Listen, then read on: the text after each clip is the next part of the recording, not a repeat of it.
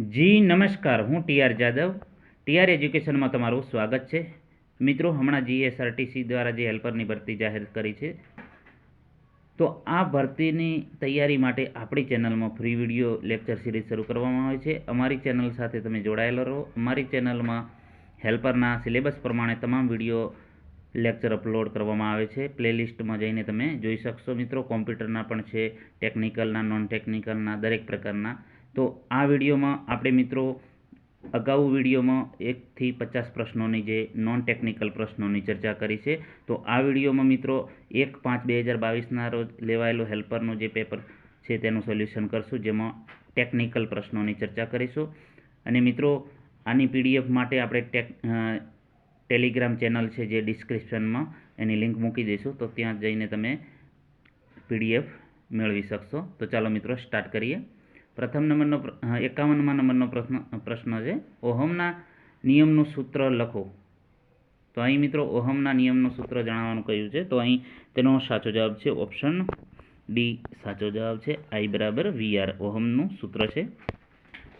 એના પછી વાત કરીશું 3 ફેઝ વાયર સપ્લાયમાં કેટલો વોલ્ટેજ હોય છે.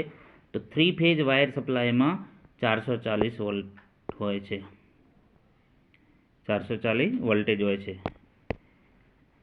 એના પછી વાત કરીશું ટ્રાન્ઝિસ્ટરમાં કેટલા ટર્મિનલ હોય છે. તો તેનો સાચો જવાબ છે ઓપ્શન સી 3 ટર્મિનલ હોય છે.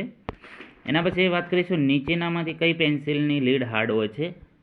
તો મિત્રો તેનો સાચો જવાબ છે ઓપ્શન સી. મિત્રો, આ જે છે પ્રશ્ન ડ્રોઈંગનો છે કે નીચેનામાંથી કઈ પેન્સિલની લીડ હાર્ડ હોય છે, તો એન્જિનિયરિંગ ડ્રોઈંગનો પ્રશ્ન છે. એના પછી વાત કરીશું ટી સ્ક્વેરની સાઇઝ કેવી રીતે નક્કી કરવામાં આવે છે. તો ટી સ્ક્વેરની સાઇઝ બ્લેડની લંબાઈના હિસાબે નક્કી કરવામાં આવે છે. એના પછી વાત કરીશું એન્જિનિયરિંગ ડ્રોઈંગમાં સેક્શન લાઇન કેટલા અંશે દોરવામાં આવે છે. તો તેનો સાચો જવાબ છે ઓપ્શન બી 45 એંગલે. એના પછી 57મા નંબરનો પ્રશ્ન છે, કોઈ પણ નોંધ દર્શાવવા માટે કઈ રેખાનો ઉપયોગ થાય છે. તો તેનો સાચો જવાબ છે ઓપ્શન સી લેડર લાઇન. કોઈ પણ નોંધ દર્શાવવા માટે લેડર લાઇનનો ઉપયોગ થાય છે. એના પછી વાત કરીશું કન્સ્ટ્રક્શન લાઇન દોરવા માટે કયા ગ્રેડની પેન્સિલ વપરાય છે. તો કન્સ્ટ્રક્શન લાઇન દોરવા માટે તો તેનો સાચો જવાબ છે બી 3H પેન્સિલ વપરાય છે. એના પછી વાત કરીશું સ્પોટ વેલ્ડિંગનો સિમ્બોલ જણાવો. તો મિત્રો અહીં સ્પોટ વેલ્ડિંગનો પ્રશ્ન છે. સ્પોટ વેલ્ડિંગનો સિમ્બોલ દર્શાવો. તો તેનો સાચો જવાબ છે option C spot વેલ્ડિંગનો symbol.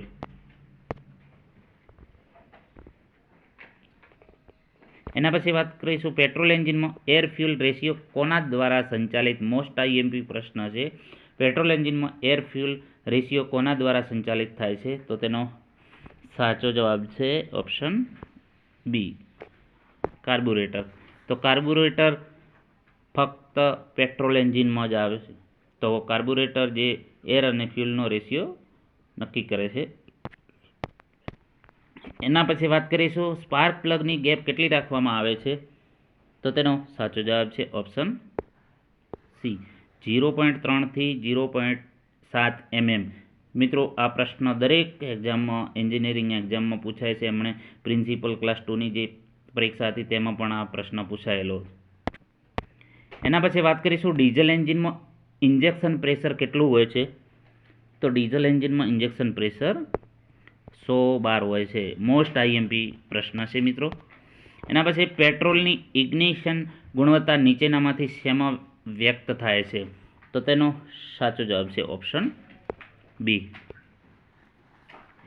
પેટ્રોલની ignition ગુણવત્તા ઓક્ટેન નંબર દ્વારા. હવે મિત્રો વાત કરીશું ડીઝલની. તો ડીઝલની ગુણવત્તા કઈ રીતે નક્કી થાય છે. તો C10 નંબર દ્વારા. તો મિત્રો, આ કઈ રીતે યાદ રાખવાનું. તો ડીઝલ, અહીં તમે સમજો ડીઝલ એન્જિન માટે તો એનો પહેલો ડી રાખવાનો યાદ રાખવા માટે મિત્રો, અને સી તો DC યાદ રાખવાનું. જ્યારે પણ પરીક્ષામાં પ્રશ્ન પૂછાય તો આ રીતે યાદ રાખવાનું, કેમ કે બંને મિક્સ થઈ જશે. ડીઝલ માટે DC, પેટ્રોલ તો પેટ્રોલ એન્જિન માટે PO આટલું યાદ રાખવાનું. ઓક્ટેન નંબર ગુણવત્તા ઇગ્નિશન ગુણવત્તા માટે કહેશો ડીઝલ માટે તો DC. સીટેન નંબર આવે ડીઝલ એન્જિન માટે, પેટ્રોલ એન્જિન માટે ઓક્ટેન નંબર. એના પછી મોસ્ટ IMP પ્રશ્ન, કોઈ એવી પરીક્ષા બાકી નથી કે આ પ્રશ્ન ના પૂછાયેલો હોય. એન્જિનિયરિંગ દરેક પ્રકારની એક્ઝામમાં પ્રશ્ન પૂછાયેલો જ છે કે મોસ્ટ ટેસ્ટ કેવા એન્જિન માટે કરવામાં આવે છે. આ પ્રશ્ન હમણાં તાજેતરમાં પ્રિન્સિપલ ક્લાસ 2ની પરીક્ષા હતી એમાં પણ પૂછાયેલો છે. બીજી દરેક એક્ઝામમાં આ પ્રશ્ન પૂછાયેલો છે કે મોસ્ટ ટેસ્ટ કેવા એન્જિન માટે કરવામાં આવે છે. તો તેનો સાચો જવાબ છે option A, multi cylinder engine માટે મોસ્ટ ટેસ્ટ કરવામાં આવે છે. એના પછી વાત કરીશું 4 સિલિન્ડર એન્જિનની કેપેસિટી 2.4 લીટર છે. તો એક સિલિન્ડરનો સ્વેપ્ટ વોલ્યુમ નીચેનામાંથી કેટલું હોય. તો તેનો સાચો જવાબ છે મિત્રો ઓપ્શન B, 600 સેમી ક્યુબ. એના પછી વાત કરીશું કોમ્પ્રેશન સ્ટ્રોકમાં પિસ્ટનની દિશા કઈ હોય છે. કોમ્પ્રેશન સ્ટ્રોકમાં પિસ્ટનની દિશા કઈ હોય છે. તો તેનો સાચો જવાબ છે ઓપ્શન C, BDC થી TDC બાજુ. કોમ્પ્રેસર સ્ટ્રોકમાં પિસ્ટનની જે કોમ્પ્રેશન સ્ટ્રોક છે, જે કોમ્પ્રેશન, સક્શન, કોમ્પ્રેશન, પહેલો સક્શન આવે, કોમ્પ્રેશન આવે, પછી પાવર સ્ટ્રોક આવે અને એક્ઝોસ્ટ.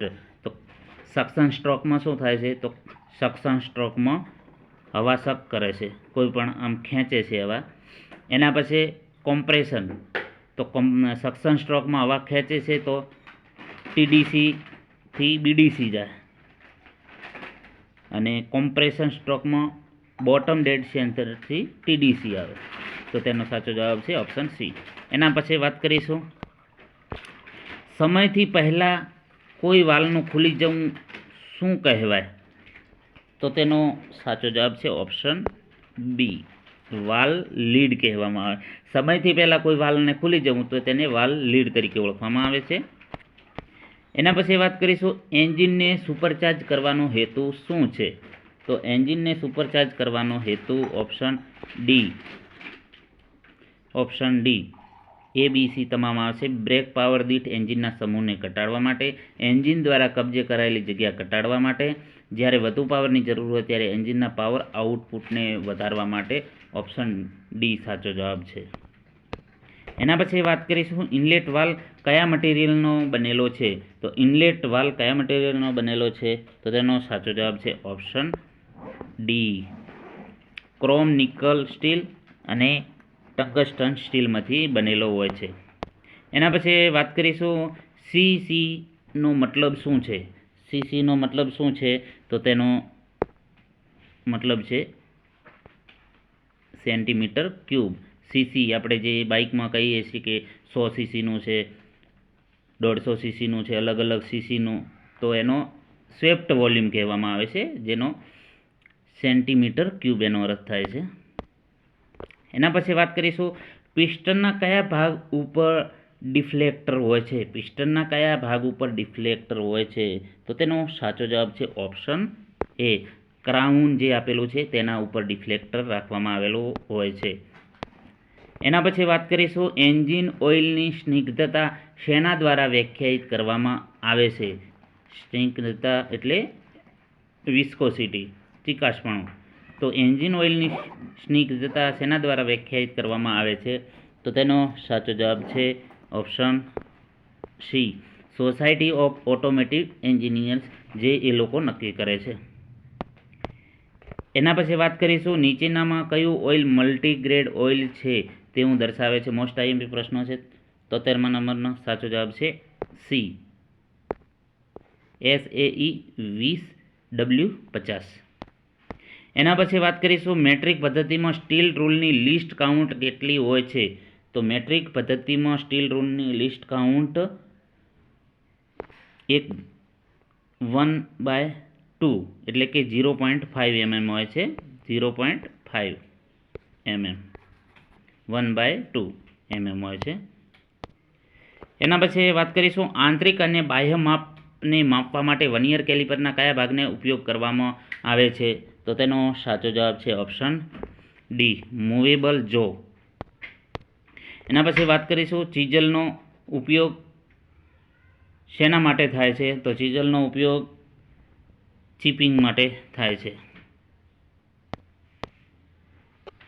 એના પછી વાત કરીશું માઇક્રોમીટર કયા સિદ્ધાંત ઉપર કાર્ય કરે છે? તો તેનો સાચો જવાબ છે ઓપ્શન બી, નટ અને બોલ્ટના. મોસ્ટ આઈએમપી પ્રશ્ન છે, તમને ઇન્ટરવ્યુમાં પણ પૂછે અને લેખિત પરીક્ષામાં તો દરેક વખતે આવે જ છે આ પ્રશ્ન, નટ અને બોલ્ટના સિદ્ધાંત પર. એના પછી વાત કરીશું પાવર હેમરનો ઉપયોગ નીચેનામાંથી કઈ જગ્યાએ થાય છે? તો તેનો સાચો જવાબ છે ઓપ્શન એ, મોટા અને ભારે જોબને ફોર્જ કરવા માટે પાવર હેમરનો ઉપયોગ થાય છે. એના પછી વાત કરીશું હેમરનો કયો ભાગ નરમ રાખવામાં આવે છે? હેમર એટલે કે હથોડીનો કયો ભાગ નરમ રાખવામાં આવે છે? તો તેનો સાચો જવાબ છે ઓપ્શન ડી, આઈ હોલ. એના પછી વાત કરીશું સાધારણ કાર્યો માટે ચીઝલનો કટિંગ એંગલ કેટલો હોય છે? તો તેનો સાચો જવાબ છે ઓપ્શન એ, 60 ડિગ્રી. એના પછી વાત કરીશું flat file 300 mm bastard double cut. આમાં બસ્ટર્ડ એ શું દર્શાવે છે મિત્રો? તો તેનો સાચો જવાબ છે ઓપ્શન ડી, એનો ગ્રેડ દર્શાવે છે. એના પછી વાત કરીશું એક્સો ફ્રેમ કઈ ધાતુમાંથી બનાવવામાં આવે છે? તો તેનો સાચો જવાબ છે ઓપ્શન બી, માઇલ્ડ સ્ટીલમાંથી બનાવવામાં આવે છે. એના પછી વાત કરીશું BSF સ્ક્રૂ થ્રેડનો શીર્ષ કોણ કેટલો હોય છે? તો તેનો સાચો જવાબ છે ઓપ્શન સી, 55. એના પછી વાત કરીશું કેવા પ્રકારનો રિવેટ વધારે મજબૂત હોય છે અને ભારે નિર્માણ કાર્યોમાં કામમાં લેવામાં આવે છે? તો તેનો સાચો જવાબ છે option B, pen head rivet, જે ભારે નિર્માણ કાર્યોમાં કામ લેવામાં આવે છે. એના પછી વાત કરીશું કાયમી ફાસ્ટનર્સમાં શેનો સમાવેશ થાય છે? તો તેનો સાચો જવાબ છે ઓપ્શન એ, રિવેટ, બ્રેજિંગ અને વેલ્ડિંગ. તો તેનો કાયમી પરમેનન્ટ ફાસ્ટનર તરીકે સમાવેશ થાય છે. એના પછી વાત કરીશું વાહનમાં ભરેલું વાસ્તવિક વજન કોણ ઉઠાવે છે? તો તેનો સાચો જવાબ છે ઓપ્શન ડી, ટ્યુબમાં ભરેલી હવા. એના પછી વાત કરીશું ટાયરમાં બીડ્સ અને પ્લાય આપવાનો હેતુ શું હોય છે? તો તેનો સાચો જવાબ છે ઓપ્શન એ, ટાયરને મજબૂતી આપવા માટે તેમાં બીડ્સ અને પ્લાય આપવામાં આવે છે. સામાન્ય રીતે કિંગ પિન ઇન્ક્લિનેશન કેટલું હોય છે? તો તેનો સાચો જવાબ છે ઓપ્શન સી, 2 ડિગ્રીથી 5 ડિગ્રી. એના પછી વાત કરીશું ટ્યુબલેસ ટાયરનો ગેરફાયદો શું છે? ટ્યુબલેસ ટાયરનો ગેરફાયદો શું છે? તો તેનો સાચો જવાબ છે ઓપ્શન એ, વજનમાં ભારે હોય છે. એના પછી વાત કરીશું ટ્રક તથા બસના ટાયર કેટલા પ્લાયના બનેલા હોય છે? તો તેનો સાચો જવાબ છે ઓપ્શન ડી, 22 થી 26 પ્લાયના. એના પછી વાત કરીશું મેગ વ્હીલ કઈ ધાતુમાંથી બનાવવામાં આવે છે? તો તેનો સાચો જવાબ છે ઓપ્શન સી, મેગ્નેશિયમ. એના પછી વાત કરીશું નીચેનામાંથી કયું વેલ્ડિંગનો પ્રકાર નથી? તો તેનો સાચો જવાબ છે option D, germanium arc welding એ વેલ્ડિંગનો પ્રકાર નથી. એસી, મિગ અને ડીસી આર્ક વેલ્ડિંગ એ વેલ્ડિંગના પ્રકારો છે. વેલ્ડિંગ બૂથની દિવાલો કયા રંગથી કલર કરવામાં આવે છે? તો વેલ્ડિંગ બૂથની દિવાલોને કયા કલરથી? તો તેનો સાચો જવાબ છે બ્લેક, કાળો કલર. એના પછી વેલ્ડિંગ ગ્લાસ સામાન્ય રીતે શેમાંથી બનાવેલા હોય છે? તો તેનો સાચો જવાબ છે ઓપ્શન બી,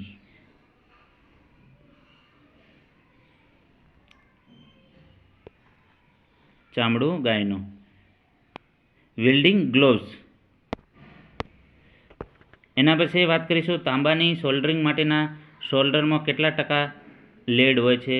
તો તેનો સાચો જવાબ છે ઓપ્શન સી, 40%.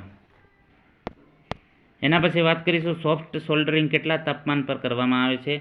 તો તેનો સાચો જવાબ છે ઓપ્શન સી, 4500 થી ઓછા તાપમાન પર સોફ્ટ સોલ્ડરિંગ. એના પછી વાત કરીશું તાપમાનનો એસઆઈ એકમ કયો છે, તો તેનો સાચો જવાબ છે ઓપ્શન એ કેલ્વિન. એના પછી વાત કરીશું ફોર્સનો એસઆઈ યુનિટ જણાવો, તો તેનો સાચો જવાબ છે ઓપ્શન સી ન્યૂટન. એના પછી વાત કરીશું મેગ્નેટિક ફ્લક્સનો એસઆઈ એકમ અથવા તો યુનિટ, તો તેનો સાચો જવાબ છે ઓપ્શન એ વેબર. એના પછી વાત કરીશું રેઝિસ્ટન્સનો એકમ જણાવો. 100મા નંબરનો પ્રશ્ન છે રેઝિસ્ટન્સનો એકમ, તો તેનો સાચો જવાબ છે ઓહમ. તો મિત્રો એકમો પણ ખાસ પૂછાય છે. આ જે પેપર જોયું તો તેમાં સૌથી વધારે ઓટોમોબાઈલના અને ઇલેક્ટ્રિકલના પ્રશ્નો હતા, તો એ પ્રમાણે મિત્રો તૈયારી કરવી પડશે. દરેક ટ્રેડની તૈયારી કરવી પડશે. આ હેલ્પરના પેપરમાં આપણે જોયું. તો મિત્રો જો વિડીયો પસંદ આવે તો લાઈક કરજો, શેર કરજો અને મિત્રો ચેનલને સબસ્ક્રાઈબ કરવાનું ન ભૂલતા, જેથી કરીને તમને આ ફ્રી વિડીયો સિરીઝનો તમને લાભ મળે. તો મિત્રો જો પીડીએફ જોઈતી હોય તો આપણી ટેલિગ્રામ ચેનલ છે તેમાં આપણે ડિસ્ક્રિપ્શનમાં લિંક મૂકી દઈશું, તો ત્યાંથી તમે પીડીએફ મેળવી શકશો. Thank you for watching this video.